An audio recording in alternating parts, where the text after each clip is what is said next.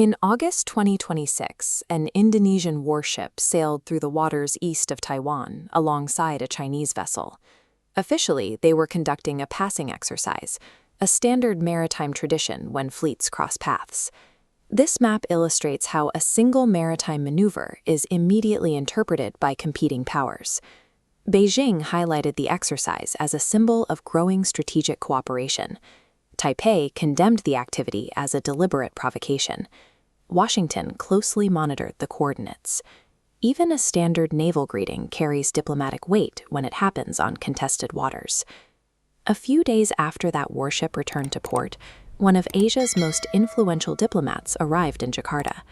His name is Wang Yi. Wang Yi serves as China's foreign minister, but his actual authority extends much higher. He is the director of the Office of the Central Foreign Affairs Commission of the Communist Party. He is the primary architect structuring Xi Jinping's foreign policy strategy. Wang Yi's delegation integrates economic reform, trade, and defense into a single agenda. His presence signals that Beijing now views its relationship with Jakarta as a central component of its long-term regional strategy. On August 21st, Wang Yi sat down with Indonesia's foreign minister, Sugiono, for their inaugural comprehensive strategic dialogue. The meeting immediately transitioned into a 2+2 format. For the very first time, this dialogue integrated the foreign and defense ministers from both nations at the exact same table. Historically, Jakarta and Beijing built their relationship on export volumes, high-speed rail, and infrastructure loans.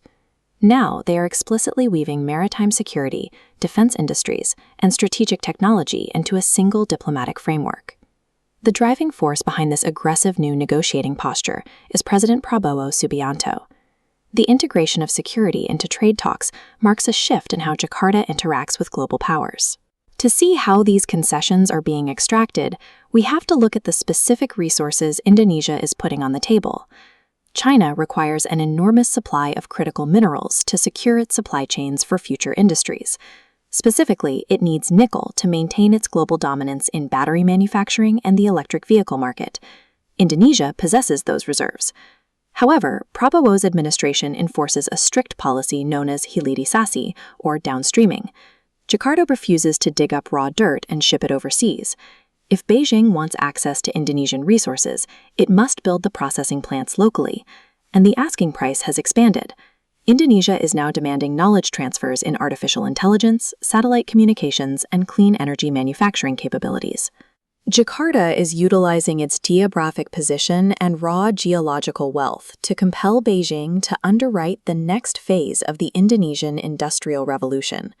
The most significant shift resulting from this economic leverage is how it directly funds military modernization. The delegations are moving forward with plans scheduled to begin in 2027, which include personnel exchanges, joint military exercises, and an announced blueprint to construct a joint ammunition facility requiring direct arms technology transfer. Prabowo's administration applies the Bebas Aktif, or free and active foreign policy doctrine, as a tool for competitive bidding. Jakarta maintains its independence by ensuring that no single power holds an exclusive partnership.